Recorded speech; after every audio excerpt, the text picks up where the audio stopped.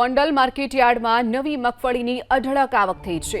સિઝનની નવી મગફળીની 30,000 બોરીની આવક થઈ છે તો હરાજીમાં 20 કિલો મગફળીના ₹1100 સુધીના ભાવ બોલાયા છે।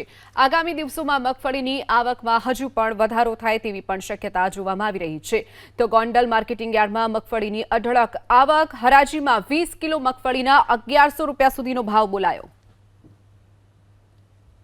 300 મણ મગફળી છે, 300 મણના ઘરે, અને ભાવ થયો ₹1101। એમાં નવી સિઝનમાં નવી મગફળી 30,000 ગુણીની આવક થયેલ હતી અને વેપાર પણ 30,000 ગુણીના થયેલા છે।